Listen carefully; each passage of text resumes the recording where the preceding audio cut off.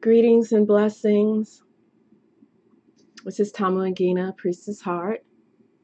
We are here for another installment of an exploration of the energy of life. So I wanted to try to make this one a quick one this morning. I have a client in about an hour. So I have about 45 minutes and I would like to share that time with you. Want to see if I can get a nice little application soundtrack going. And today we are going to explore hexagram number 34. Let's see. I know I brought my glasses over. There they go. Okay. So I see we have at least one person in the chat room now. Let's get some sounds going. Okay. How is everyone today? Today is January 4th, 2019. I wrote out my first check yesterday, and of course, you know what year I put down. 2018. But we are here and ready to go. So I'm going to go ahead and bring the chimes in. And hopefully those who join us late will come back to the beginning of the video. And today, no fancy masala chai, just plain black tea with jaggery. Okay, so let's go ahead and take a nice deep centering breath to welcome us into this sacred space.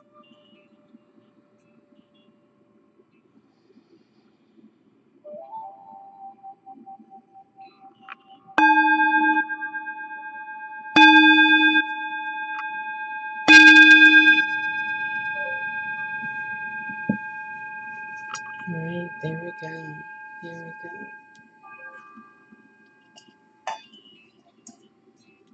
So first on our agenda today, we are going to take a look at the Tao Te Ching. And we are using a translation. Let's see, is this Shambhala? No, this is Harper Perennial. We're going to look at translation by Stephen Mitchell, because I still did not get a chance to attempt to locate my Ursula Le Guin translation. We're going to do Stephen Mitchell and John C.H. Wu. Okay. And of course, I need my glasses on.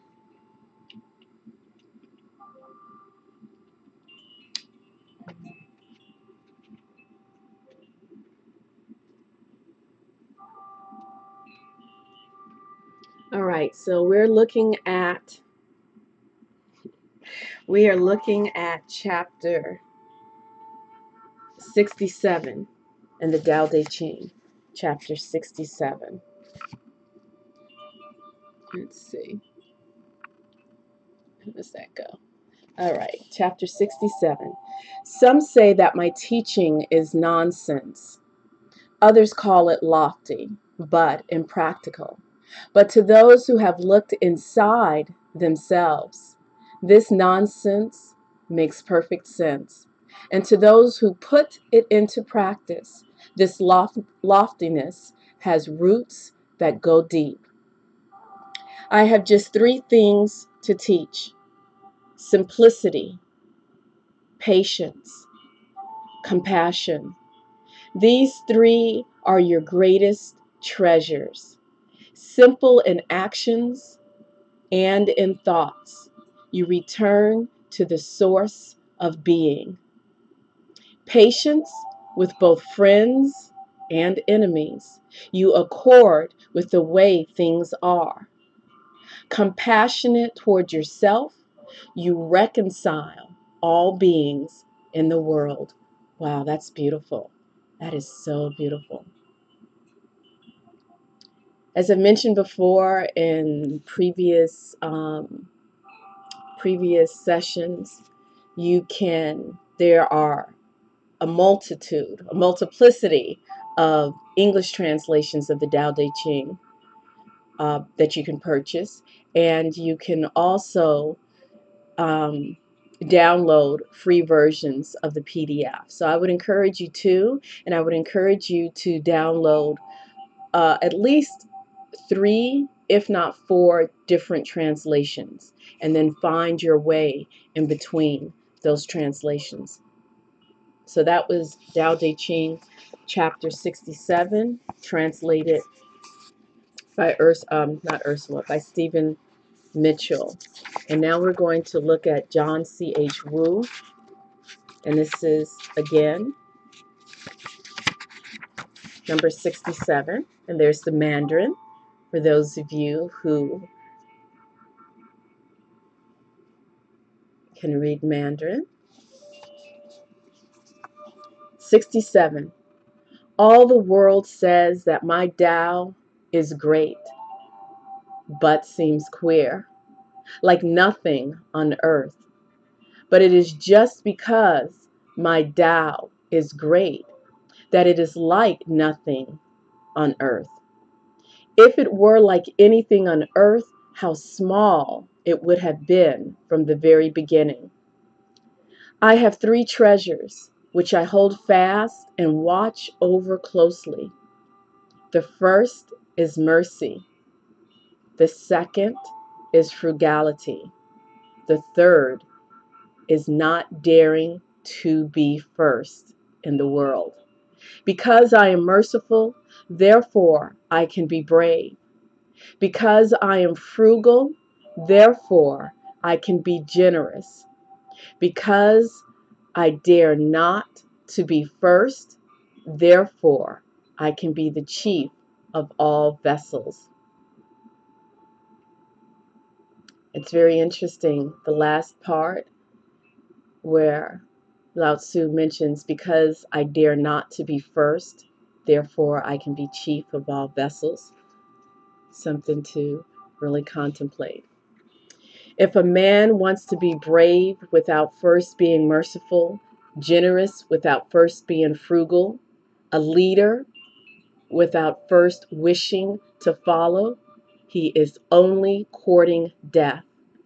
Mercy alone can help you to win a war.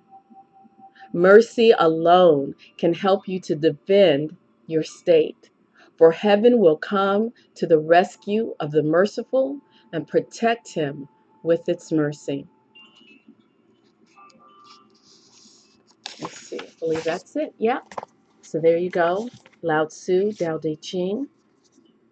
A couple thousand years of practical spiritual knowledge. Oh, crud. This is what happens when I'm reading and I don't have my glasses on. As I mentioned before, we are on hexagram number 34 today.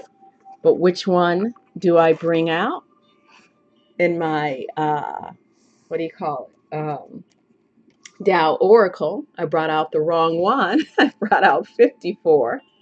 And of course, I didn't notice the numbers. Oh, sometimes really fancy script, and if it's too small of a print, it's only for eyes that are like 18 years old. So let me go ahead and locate card number 34, and I do apologize for that. You know, it's all a part of just going with the flow. Things happen for a reason. Perhaps someone needs to see this one. This is hexagram number 54, and this is the marrying maiden. And the key words are a compromising situation, subordination, succumbing to seduction, manipulation, low self-esteem. The marrying maiden. So what ways are you allowing yourself to be bound and restricted and tied up? What ways are you allowing yourself to be put in that position? And even though on the outside it looks all pretty and all of that, but in actuality, you're allowing yourself to be subordinated in ways that are not necessarily beneficial for your well-being. So perhaps that is a message for someone who is watching right now. Let me find number 34. There we go. There we go. So our hexagram image for today from the Tao Oracle, which is, of course, simply an illustrated version of the I Ching. Number 34, great power, strength of character, authority, dignity, influence, self-confidence, leadership, peak condition, potency.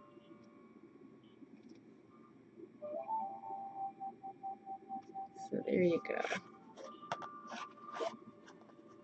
We have thunder over heaven, and Benabel Wynn translates it as vigor, great power. Be alert and vigilant. And we have thunder over heaven. And I have to rethink this setup. All right, so we're going to first take a look at Kursan Hong, number 34. And he translates, and as we remember, Kursan Hong was a physicist, a professor at MIT, who did a wonderful job of literal translation of the I Ching. And he names this I Ching Great Injury, Auspicious Omen. Just want to keep track of the time. And we're going to start with the Heaven Bagua and then the thunder. Injury in the foot. Advancing brings misfortune. Punishment is in store. Good omen. For common folks, injury. For the gentleman, anxiety. Omen of danger. The ram butts against the fence. If its horns are curved, then all goes well. Regret disappears. If the horns remain uncurved after the fence is broken, damage will befall the big cart's wheel. He lost his sheep in the kingdom of Yi. No regrets. The ram butts against the fence.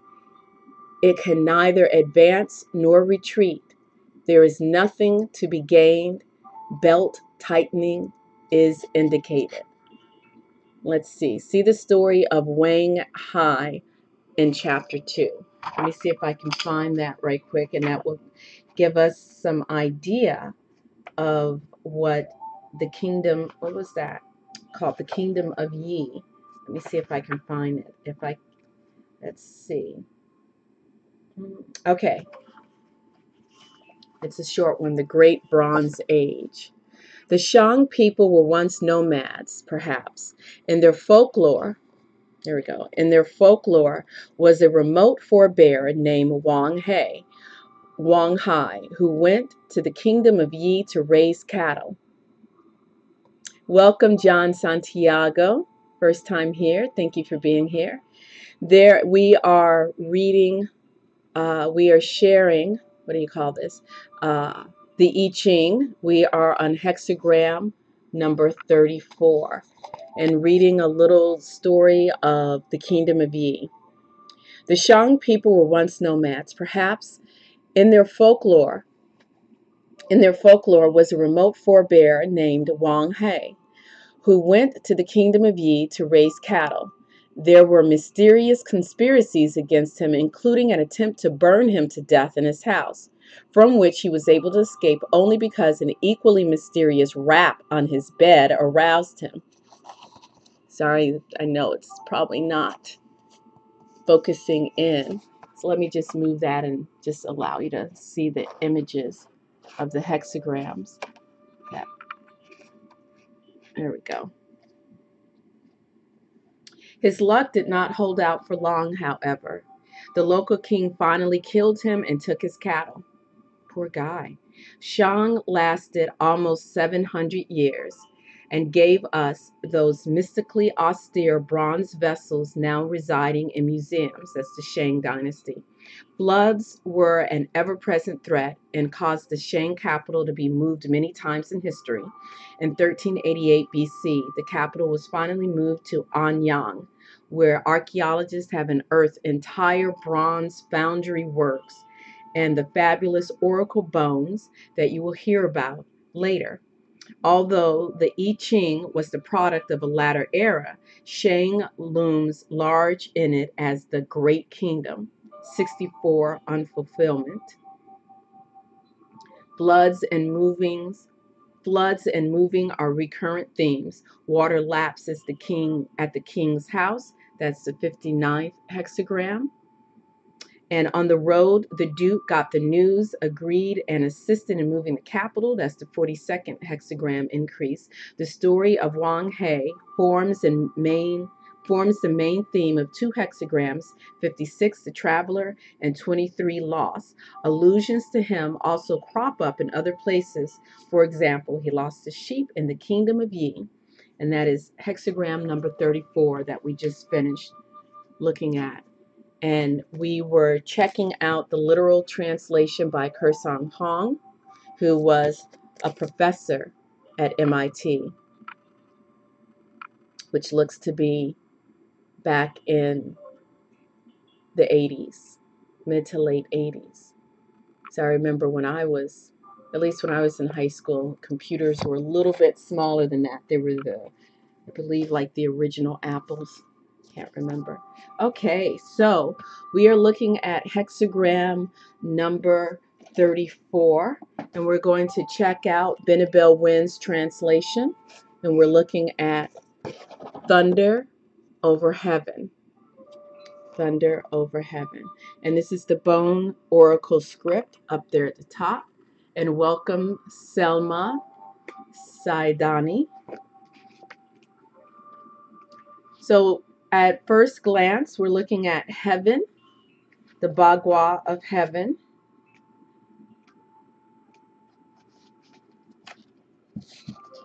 And the key words are creation, the creative force, divine yang, strength and creativity, expansive energy, the sky, power, authority, the celestial kingdom, the immaterial and the intangible.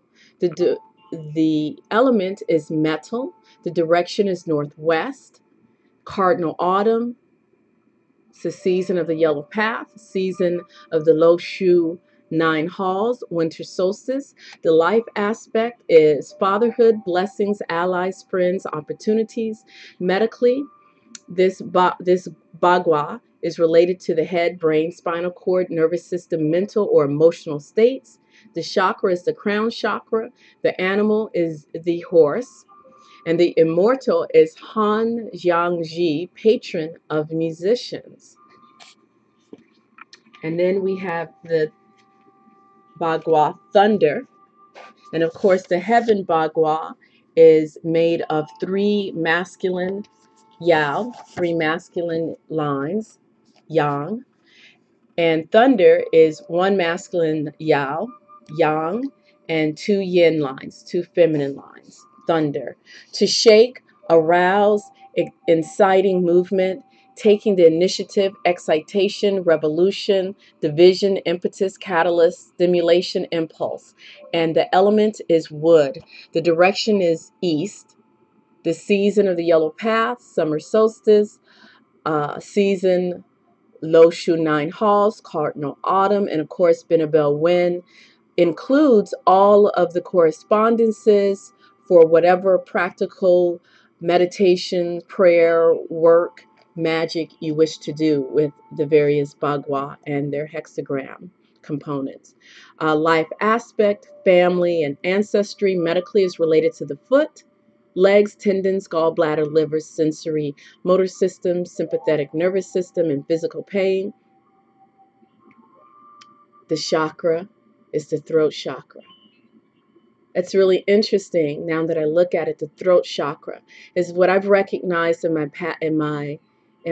practice, my bodywork practice. I'm a licensed massage therapist in the state of Pennsylvania, and I am also a reflexologist.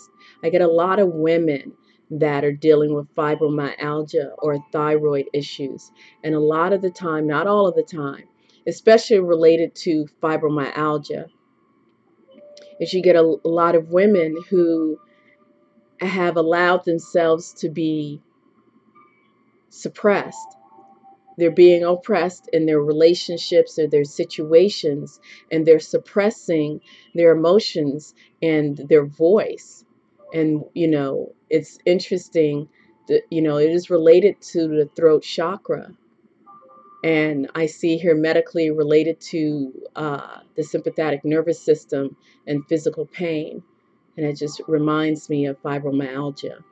The animal is dragon, the archetype is the emperor, and the immortal is the Cowgirl Joe, patron of nobles and aristocracy.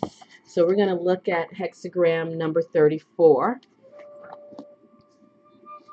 and Benabel Wynn's translation, interpretative translation of this hexagram. Hopefully we can get it. There we go. A union of power and strength. The force to exert is the force of amplifying. Your flock is still in danger, so be alert and vigilant. Summon great power by aligning yourself with the divine. Take the path that appeals to the divine, so that divinity will support you with power and strength. The sage will tread on paths that are aligned with universal law and the cosmic order. And if you go back to our earlier reading from the Tao Te Ching, goes right in that. What was it? The three treasures that Lao Tzu. I think one was simplicity, frugality. I forget the last one. I need to look it up because that was important. And I'm looking at Stephen Mitchell's translation. John C.H. Wu used mercy. Stephen Mitchell uses simplicity. So you have, where is it? Simplicity, patience, and compassion. And what was John C.H. Wu's version of it, his translation? Let's see. I have three treasures which I hold fast and watch over closely. The first is mercy. The second is frugality. The third is not daring to be first. In other words, if you're going to be a leader, be willing to be a follower first. And when you're willing to work with those three treasures, which are similar to heaven chi, heaven energy, earth chi, bringing that earth energy up, that heaven energy down, and uniting it in the third treasure, which is the heart, or which is man or humankind or womankind, however you want to, not getting into gender wars or anything, but the heart energy. So, and when you align yourself with those energies, heaven, that creative energy will be here to support you and to direct your path. Welcome, Pavel. Welcome. We are on hexagram number 34, and we just finished Benabel Wynn's translation. We're going to get to our 64 Faces of Awakening shortly, and I'm right on time. I have about 45 minutes today. I have to get to a client, and we are looking at Brother Brian Brown Walker, I Ching, or Book of Changes, a guide to life's turning point. Hexagram number 34, Thunder over Heaven, Tao Chong, the power of the great. Wow, I love how that happens. That Tao chapter 67 works right in with this hexagram. Beautiful. To achieve true power and true greatness, one must be in harmony with what is right. Or it's Lao Tzu said it, in order to achieve that power, to cultivate the three treasures. And I've probably forgotten them. He translated it as mercy, and the last one was compassion. I can't remember the other one, but Stephen Mitchell, simplicity, frugality, and compassion. Simplicity, frugality, and compassion. False power and false greatness can be seen all around us in the world through egotistical and aggressive manipulations. Many people obtain a temporary position of influence. The I Ching teaches us a different way of acquiring and using power, one that leads to true greatness and enduring influence. The way of the sage unites power with modesty, justice, gentleness, and equanimity. Sound familiar? The hexagram Tao Chuang indicates that you have increased your power now by purifying your thoughts and actions. Through contemplation of higher principles, you have begun to open doors for yourself. Through alignment with what is true and good. Let me see if I can take off my glasses. By alignment with what is true and good, you gain insight into situations and the power to resolve them in your favor. But it is important to remember that it is the sage who is the source of your strength. So that is like, the sage is you. The sage is your higher self, your oversoul, that part that is in perfect communion with the divine, that part that is in perfect communion with that you who is untouched, who is pure. The other part of us, the ego, the part me that's speaking with you that you're seeing right now, that is the part that is in the physical world, that is, how can I put this? That is swayed by the tides of the energy. Welcome, welcome, lovely L. Okay, where was I? Where was I? Okay. But it's important to remember, oh, my ear is itching. First, my ears were just popping just now. Now they're itching. It is important to remember that it is the sage who is the source of your strength. If your ego takes over and wields the power that is at hand, the ensuing misfortune will be great. The I Ching counsels us not to misuse our strength by judging, condemning, punishing, manipulating, or dismissing others. And I would include in there judging, condemning, punishing, manipulating, and dismissing yourself. I'll give you a little peek into my evening last night. Let me put my finger there, and then I'll go back to that. So I had decided that, I'm trying to set what I would like to get accomplished this year, both personally, both spiritually. Personally meaning like exercise, getting fit, getting in really, really good physical state. And because it's really important for my job, because as a massage therapist, a reflexologist, I'm constantly working with other people's physicality. And number one, massage therapy, never ask a massage therapist for a discount, because it is physical labor. It is laborious and it is hard. So I need to make sure that I am in really good shape so I can continue doing this work. I'll be half a century old very, very soon. And so I had these things written out that I'd like to accomplish every day, on my spiritual path, doing my studying, make sure I do my altar work, make sure I do meditation, need to stay on top of my business and do marketing. So I did quite a few things yesterday, but not every single thing I wanted to do. And I had to cut back on my sun salutations because I did like way too many the other day. So my pecs are burning, everything. I mean, I was going at it hard. And so yesterday I could only do a handful of them because the muscles were not having it. So I went to bed contemplating, what am I going to do? I have to reformulate this. I don't want to set myself up for failure. I was kind of thinking, oh, I feel like a loser. I didn't accomplish everything I wanted to accomplish. And my friend sent me a text around 9:45 last night telling me all the things that he did today. And he'd asked me, what did I do? And I was thinking, what am I going to say? I didn't accomplish anything. And I shared about my sore muscles. And then I wrote, well, I had 4 clients. I did meditation.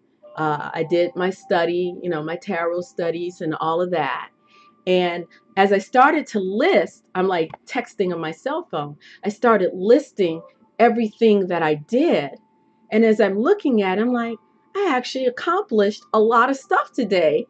No wonder I'm so tired, but I did accomplish. I didn't do everything that I wanted, but I did a lot of it because looking at it on paper or in digitized, whatever, I realized I did a lot. And so I said to him, I said, thank you for asking me, because otherwise I was laying here going to bed kind of feeling, like I let myself down. I kind of felt like a loser last night. And now that I was engaged in this conversation, I feel less that way. And mind you, I am not one of these people who are like constantly need to be doing something. I'm probably as laid back as you can get. I'm a very laid back person. I'm okay with going to bed and there's dirty dishes in the sink. I'm that kind of person. So anyway, when you read this, what was that line I was just reading, which is the reason why I wanted to share all of that? Let's see. Let me see if I can bring it up. Right there, where it says, the I Ching counsels us not to misuse our strength by judging, condemning, punishing, manipulating, or dismissing others. And I include in that yourself first. Because there I was yesterday judging myself. I was condemning myself. I was punishing myself by thinking I was a loser. How was I manipulating myself? Well, I was manipulating myself by trying to compare myself subconsciously, obviously, is what I was doing. I was comparing myself to other people and what I perceived them to accomplish and trying to live up to their standards. We do this to ourselves, and there's no bueno. And it's so much easier to not misuse our strength and judge and condemn other people, manipulate, and what was the last word? Dismiss other people when we're not doing it to ourselves. When we can love and forgive and have mercy and compassion. What was that? Simplicity, frugality, and compassion for ourselves first. It's so much easier for us to have it for others. So let us practice this for ourselves. So where was I? Lovely Elle says, I see me and you through what you say. We are all in this together. The only thing that separates us is flesh and blood. But, we all have the same stuff we're struggling with. Of course, different degrees and slightly different nuances. Let's see, where was it? It advises reticence in speech and action more often than not. That's the I Ching and what it counsels. The truly superior person relies on stillness and non-action. So instead of condemning myself and sweating myself and hating on myself, I should have just taken a deep breath and focused on how I wish to rearrange everything, which is what I was doing, minus the deep breath. I was thinking about how I can rearrange it, and at the same time thinking about how much a loser I was. Oh, let's see. The truly superior person relies on stillness and non-action, allowing inner truth to penetrate gently to the heart of difficulties. So the inner truth last night was that I was okay. It was okay. And things were okay. The I Ching also cautions us to wait patiently for the appropriate time for speech or action. Power can make us eager, but eagerness unbalances and leads us into trouble. By listening carefully and patiently to the sage, we know when to move ahead, when to wait, and when to retreat. I think that was it. Oh, here we go. Got a little bit more.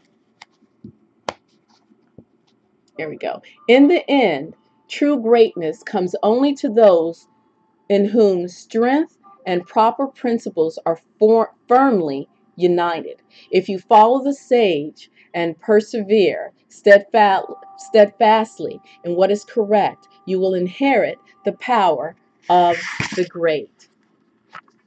That's beautiful. That's beautiful. So where are we with the time? Let's see. I can't see that. Ooh, Lord have mercy. Okay. And let's see. Do I have enough time to... I have enough time to read this. Pavel is breaking out in song here and is saying, as the Whitney Houston song says, learning to love yourself is the greatest love of all. And that is so true. I'm going to listen to that song today, because it is not a once and done deal. You know, loving yourself is a continual practice. It is a continual practice. So our 64th phase of awakening today, of course, is number 54, strength. Oh, I forget what those are called. The Shinto gateway right there. The name of it is escaping me, but I love that. It's sort of like entering into the gate of the veil, going through the veil, going through that mystical portal.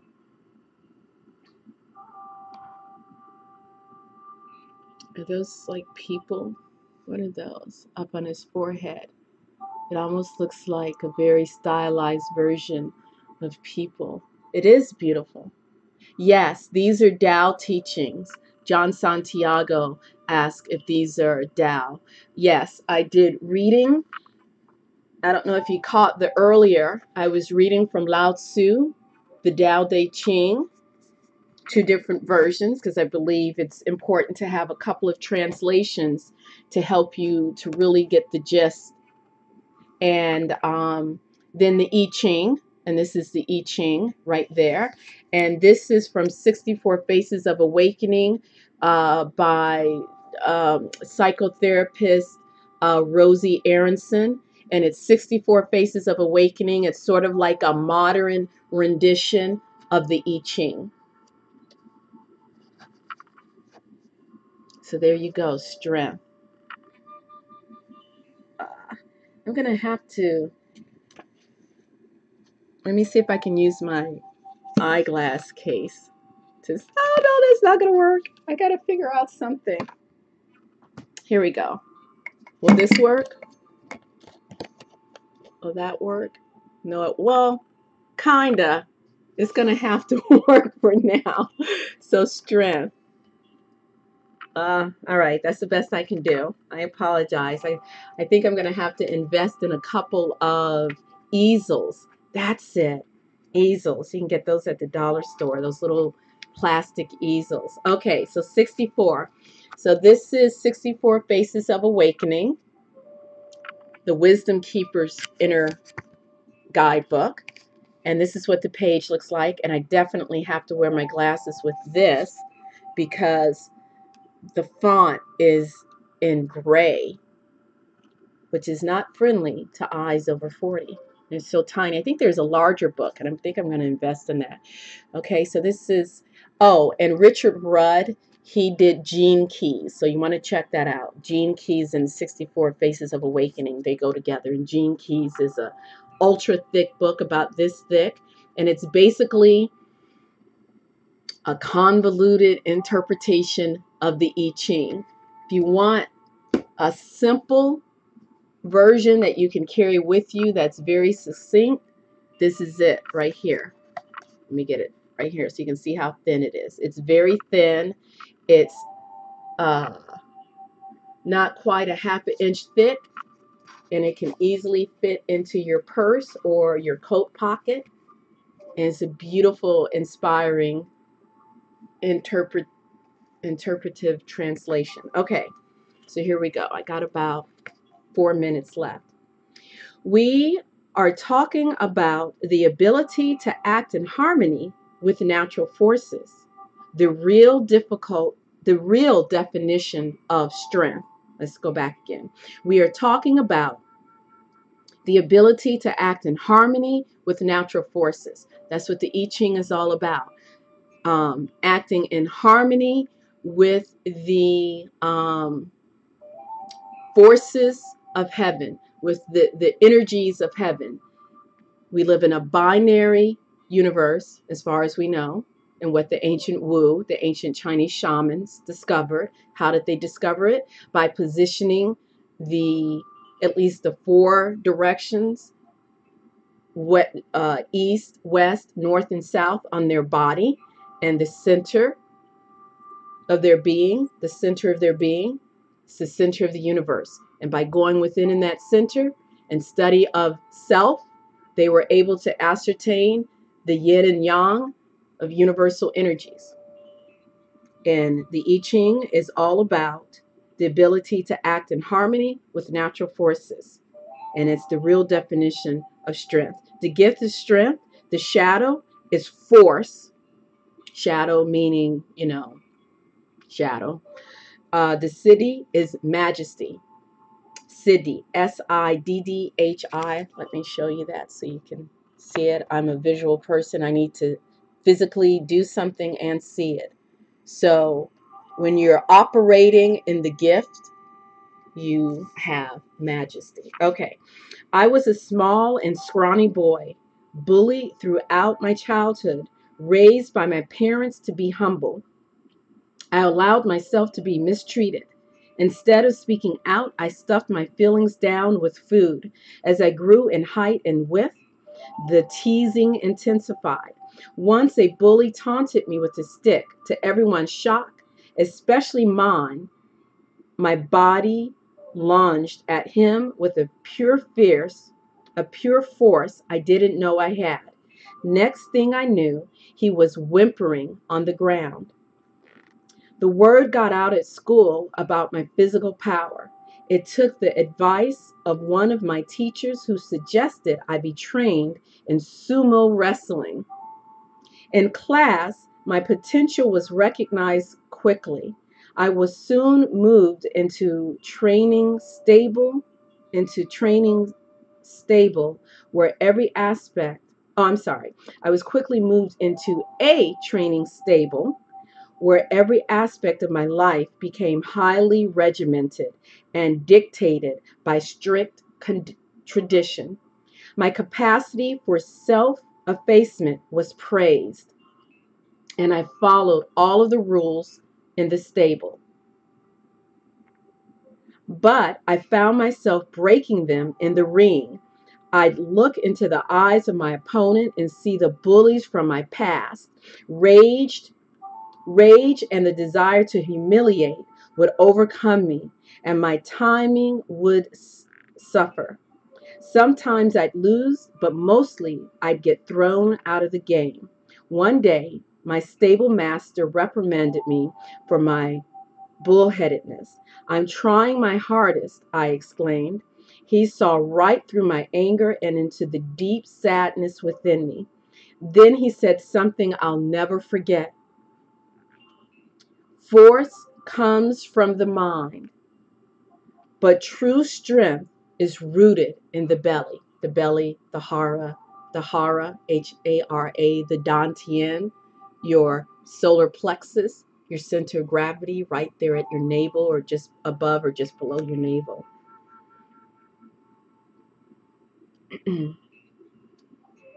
Force comes from the mind, but true strength is rooted in the belly.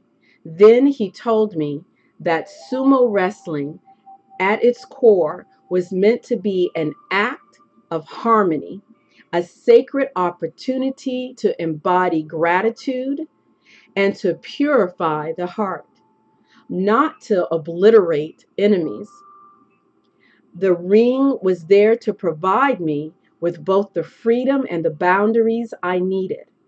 Then he instructed me to stop trying, forcing, resisting, and thinking. In the years that followed, I learned to surrender myself so completely that I'm now known all over the world as a dancer of primal power and pure awareness. I am content beyond imagining. And let's see. Okay. I'm going to go ahead and read the gift, and then we're going to have to get going. Okay, we went through the I Ching. I used the translation by B.MSc Wen. You can find her translation on her website, binabelwen.com. And it is the I Ching practitioner course. It is at an extremely affordable rate. It's very, very affordable. It's like currently, this date, it's under $50. Then, of course, we have the exact interpretation by Kursan. Can I get that in there? Kursan Hong, which is a literal translation recommended by B.MSc Wen. And then this more contemporary, beautiful, I think is a very inspired translation by Brian Brown Walker, also recommended by B.MSc Wen. And the what I was just reading through was Wisdom Keeper's Inner Guidebook. It goes along with 64 of these cards, which correlates with the 64 I Ching. And when I finish with my client today, I'm going to look into ordering the full-size book because I cannot read this in this light, even with my reading glasses on. It's just, who thought it was a good idea to print a book with gray ink? I don't know. I don't know. But let me go ahead and read his gift, and then I will go ahead and release us. My gift to you. I come to acknowledge your strength and to ask you to purify your heart by liberating yourself from the war in your mind. Be careful not to mistake the people around you for your enemies. Your true enemies are your own misguided thoughts, your reactive emotions, and everything in you that wrestles you away from the present moment. Like last night, my present moment was to go to sleep so I can get up early in the morning. It's time to stop trying to force things to go a certain way just because your mind tells you so. Even your mind, your entire being is just like, it has to be this way. No.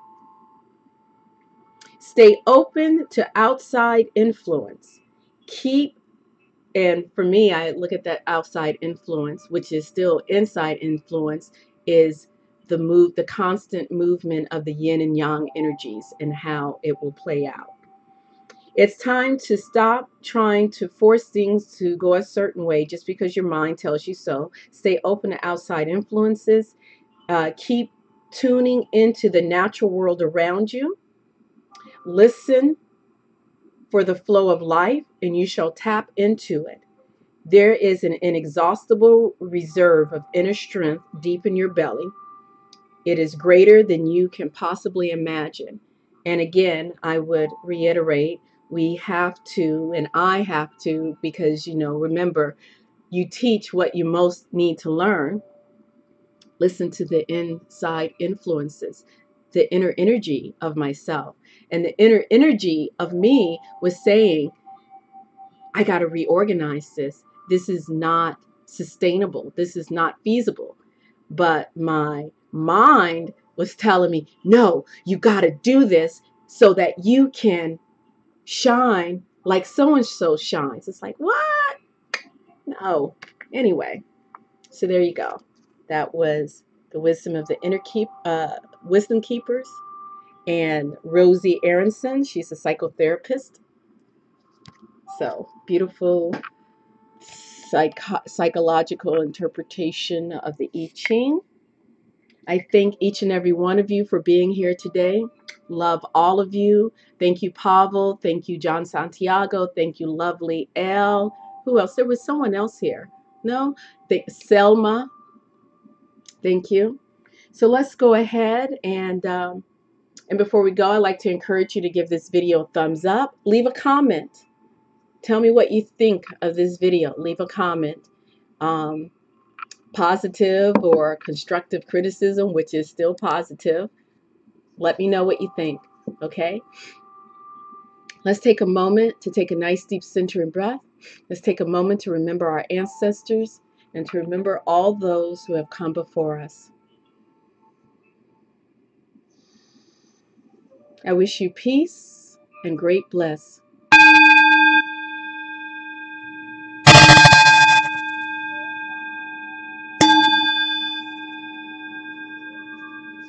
As you go about your day, remember simplicity. I got it. It was mercy, patience, and compassion. Simplicity, frugality, and compassion. Mercy, patience, and compassion for self first. And once you cultivate that for yourself, you're better able to ignite that and to share that. Because what could the world use more than mercy, patience, and compassion? It's all love. It's all love. So I thank you so much for being here. I wish you peace and great bliss. Please like this video. Please share this video. And until next time, keep going, keep going, keep going along that path of mercy, patience, and compassion. Peace.